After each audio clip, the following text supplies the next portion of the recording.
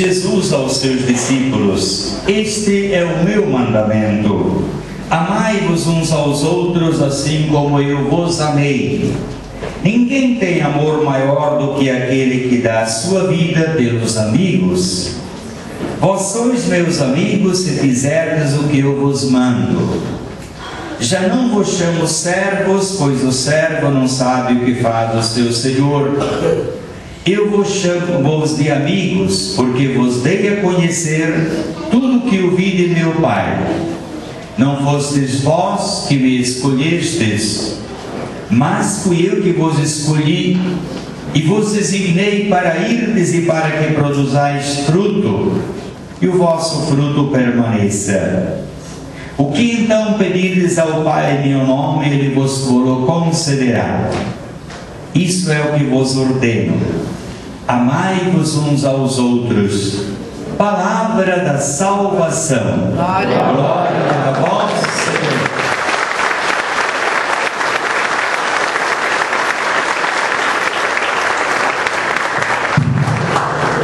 Podemos então nos sentar.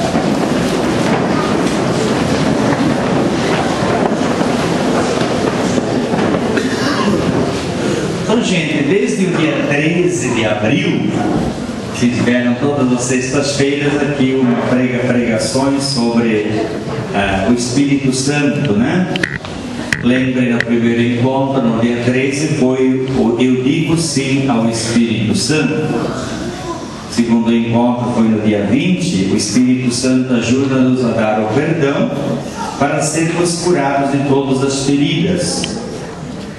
Depois também, terceiro tema, dia 27, o Espírito Santo é a força para quem está fraco. No dia 4, semana passada, se recordam, quem tem o Espírito Santo faz o que Jesus fez. E hoje, deixe o Espírito Santo abrir uma entrada em seu coração, conforme a carta aos Romanos, capítulo 8, versículos 5 a 10.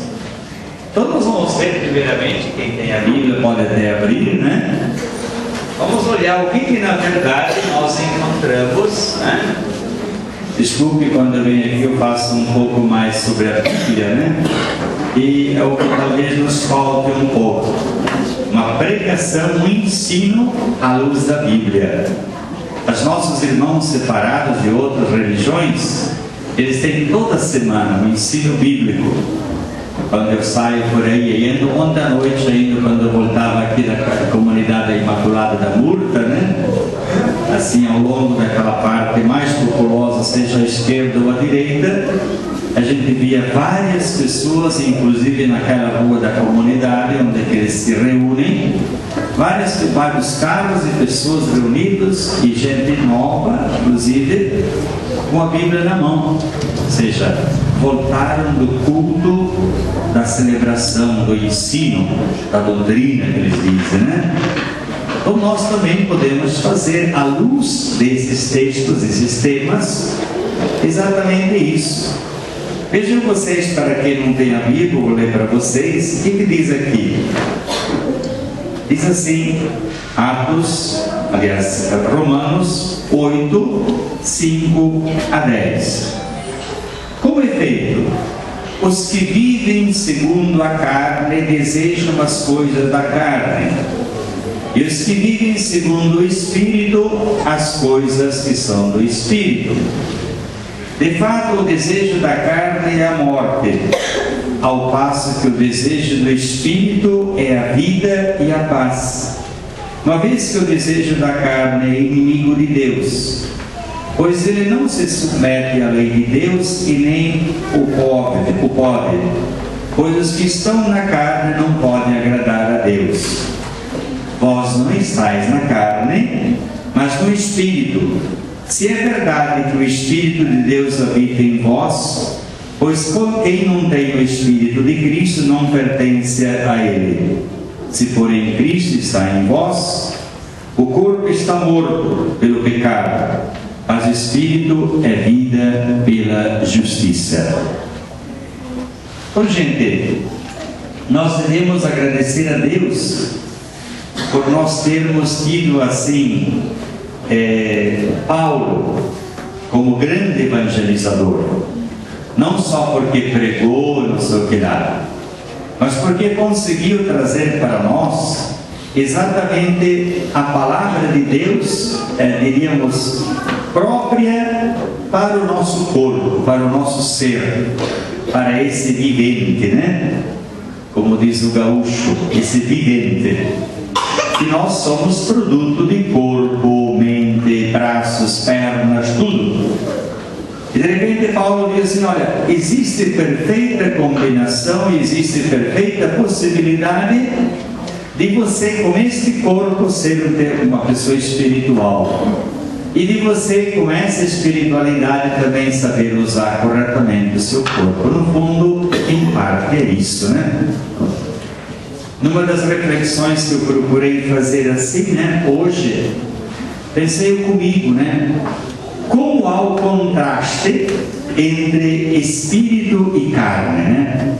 Todos entendem o que é contraste, né? Quem faz qualquer aplicação de remédio, por exemplo, alguém já fez alguma vez quimioterapia? A primeira vez que você vai fazer, eles pegam o teu sangue para ver o contraste. Que tipo de reação você vai ter caso você faça quimioterapia? Então, evitar que uma coisa contradiga a outra. Evitar que uma coisa prejudique ou atrapalhe a outra.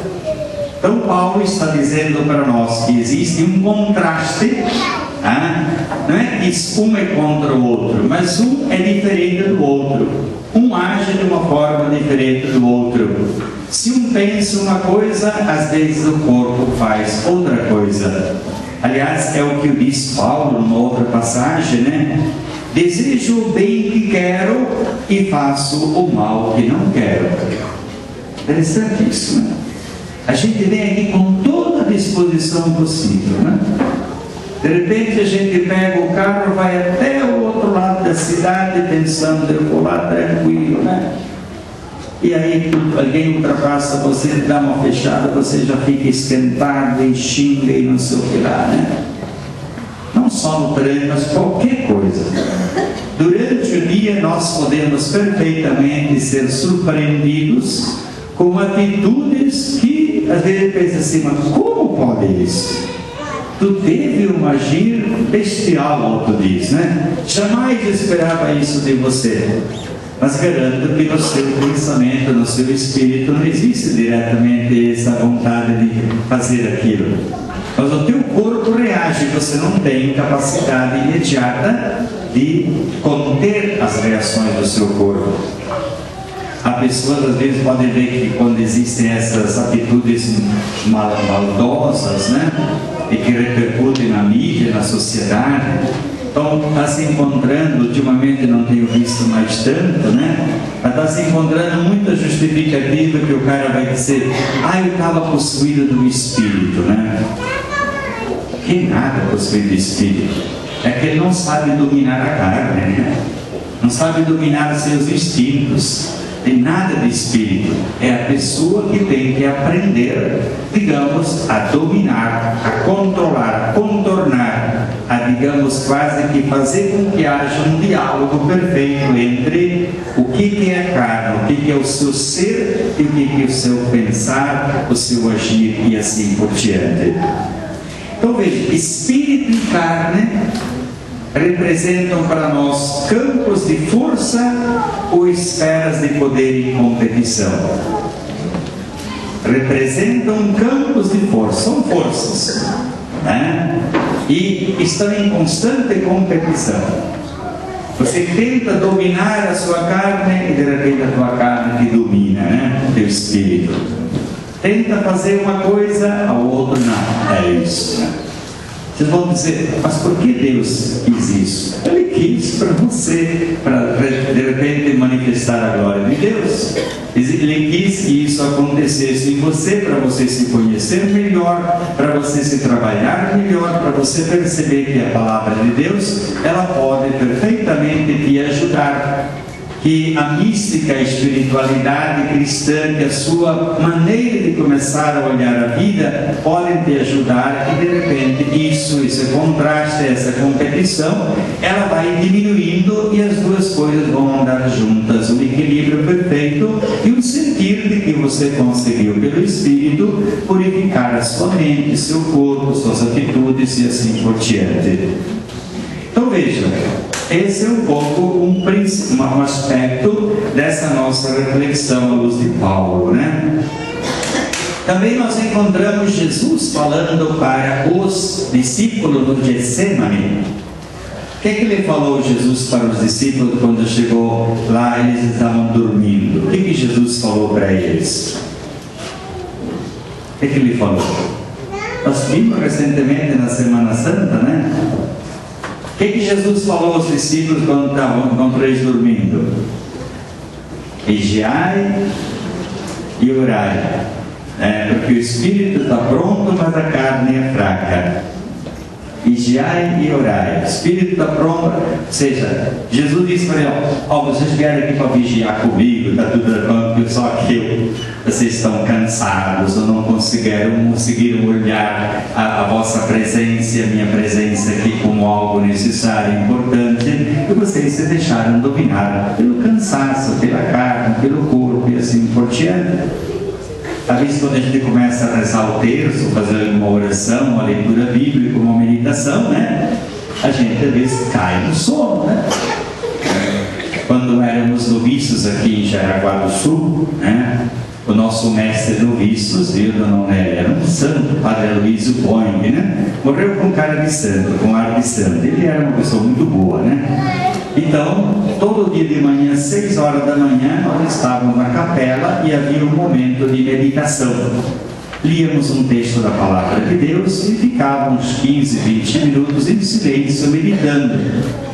E sempre que terminava aquele tempo de meditação, para irmos adiante na oração, tem um menino, um seminarista que, você conhece como é que é o seminário, né? O sineteiro, né? Aquele que dá o comando das próximas ações.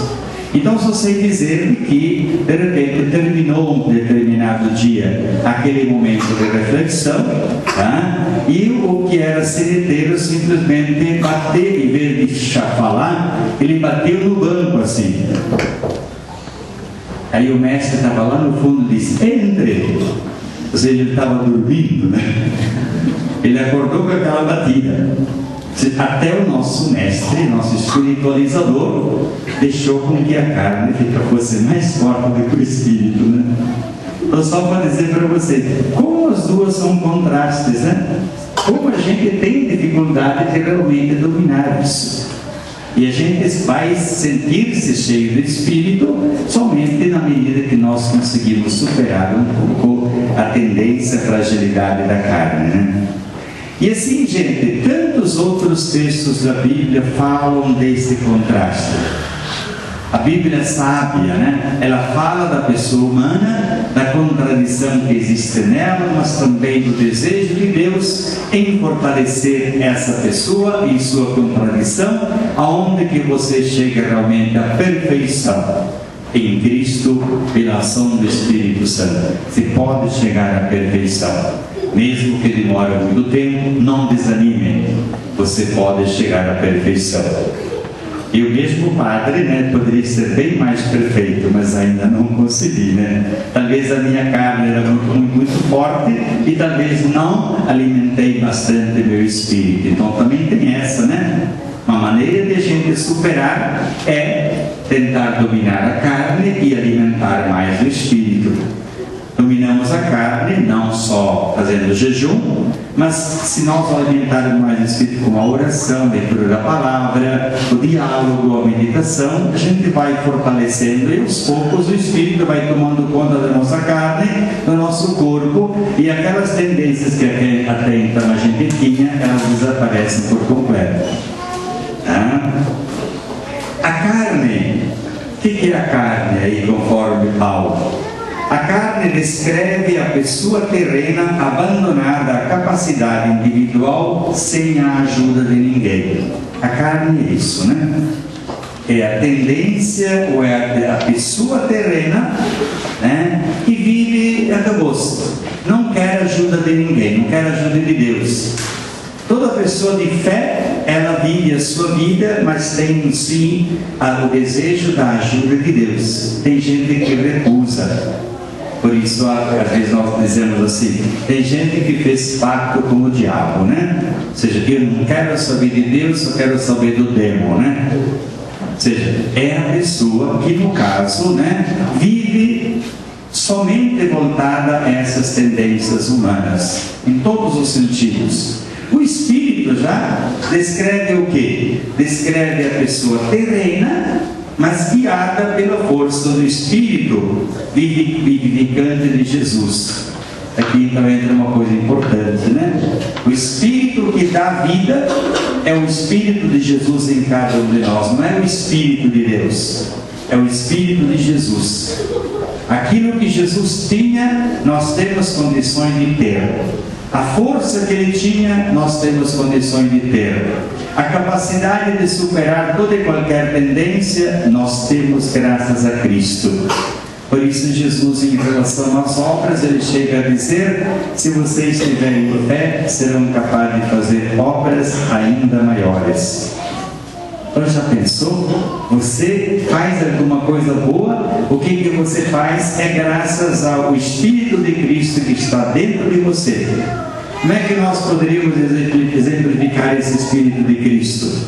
Através mesmo da compreensão e da assimilação do Evangelho. Se você assimila, compreende as palavras do Evangelho e as traduz em conteúdo, em obras, ou seja, o Espírito de Cristo está em você e que lhe torna uma outra pessoa. O que nos leva a amar o próximo é exatamente pelo Evangelho de hoje, é isso, né? O que eu vos peço é que vos ameis uns aos outros. Então a gente não ama o próximo só porque a gente gosta, a gente ama o próximo, é convidado a aceitar, entender e amar o próximo exatamente por causa de Cristo. Quanto mais nós assimilamos o Espírito de Cristo em nós, mais nós amamos as pessoas. Se nós não assimilamos o Espírito de Cristo com sua palavra, não temos tanta força para poder amar o outro.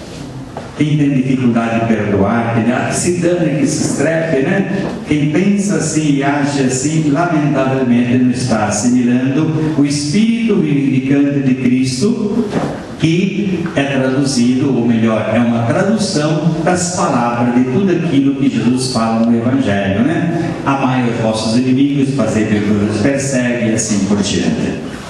Então veja, carne e Espírito. Vamos adiante. Olhar um pouco por que será essa carne e o que tanta coisa tem nela. Por que tem tanta coisa nela? A pessoa egoísta, autossuficiente, leva uma vida que só pode conduzir à morte, isto é, ao afastamento definitivo de Deus. Então, pessoa que, não, eu sei. Pode ver que a autossuficiência e o egoísmo não só nos afasta de Deus, mas nos afasta também das pessoas, né? Você sabe tudo, eu sei como fazer e acabou-se. Ou seja, o teu marido, infelizmente, não consegue mexer uma palhinha em você, porque você faz do seu jeito, né? De repente, teu marido cabeçudo que só, né? Também, não adianta. Algumas mulheres, meu marido é um teimoso, é um beco, né? E assim tem crianças, todas assim. Ou seja, a gente, né, não permite, a gente é egoísta e acabou-se. E todos nós somos um pouco. Nós padres também, não vamos pensar que não somos assim também. Ou seja, nós não queremos aceitar a ação de Deus, que insufla e talvez desperte em nós nobres sentimentos que a gente prefere fazer do jeito da gente. Por isso é importante quando se reza, quando se procura essa imposição de mãos também, né? Quando os fazem, o pessoal faz, né? É bom que às vezes se tenha um conhecimento do que a pessoa tem, para que na oração se possa dizer que você se deixe conduzir pela força do Espírito vivificante, aí você vai se libertar, né?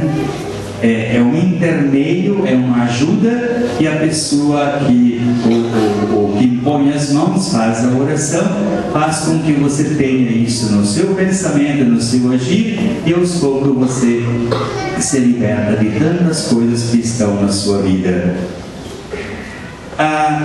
Então, a pessoa não precisa, essa pessoa autossuficiente não precisa de Deus, não se submete à lei de Deus em geral, não obedece, não agrada a Deus.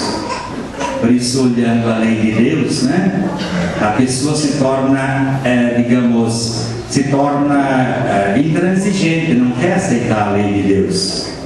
Um tempo desses eu falei na igreja, né? A lei de Deus nos leva, a fazer tanta coisa.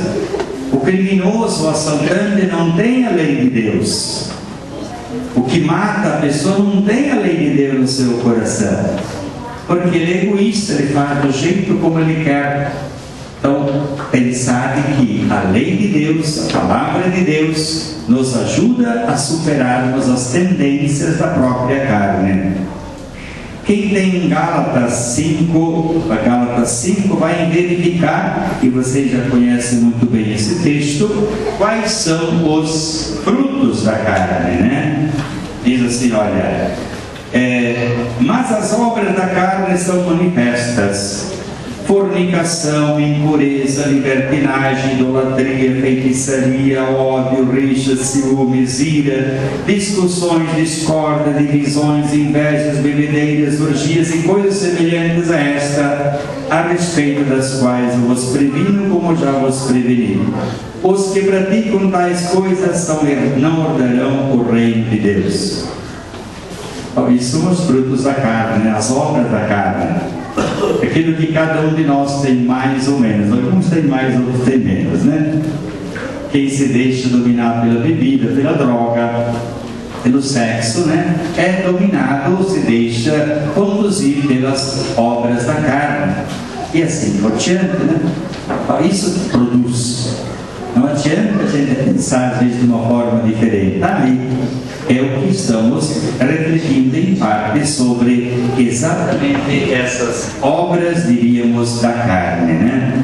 Por outro lado, a pessoa guiada pelo Espírito vivificante encontra vida e paz.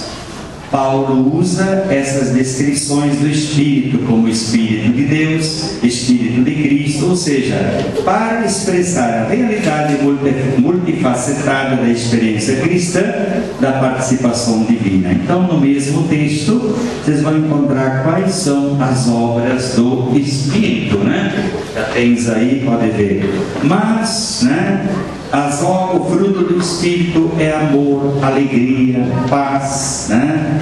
Longanimidade, benignidade, bondade, fidelidade, mansidão, autodomínio.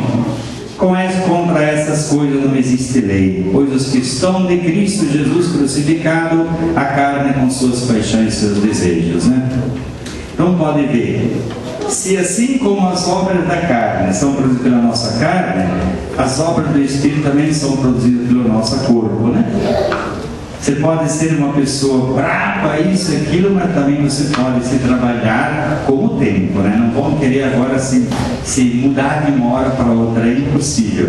Deus tem paciência conosco exatamente para que nós amadureçamos melhor, e desde que conseguido a gente quase nunca mais vai se deixar influenciar pelas obras da carne, mas vive tão somente à luz das obras do Espírito, né? Então, gente, diante disso, a gente poderia pensar um pouco, né? Como é que a gente poderia se deixar banhar pela ação do Espírito, né?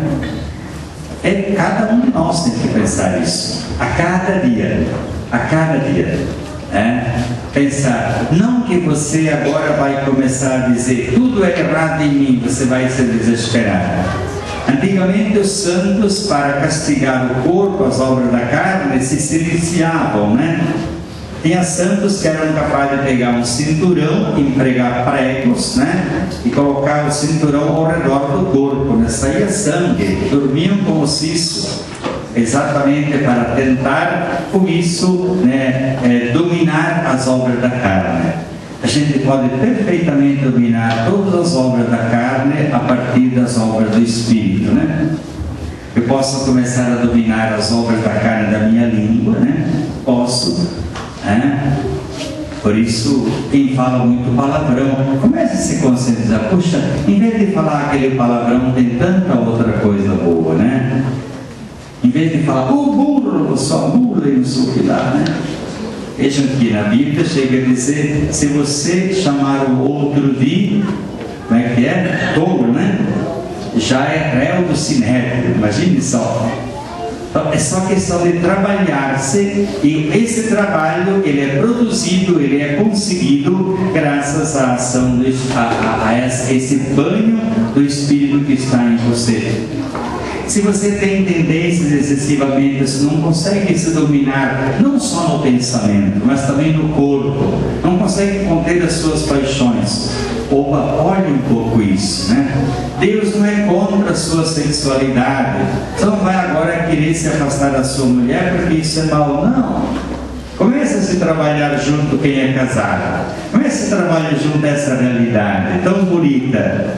Aí você vai perceber que o relacionamento de um homem e de uma mulher, inclusive na sexualidade, é uma coisa tão bonita, tão gostosa.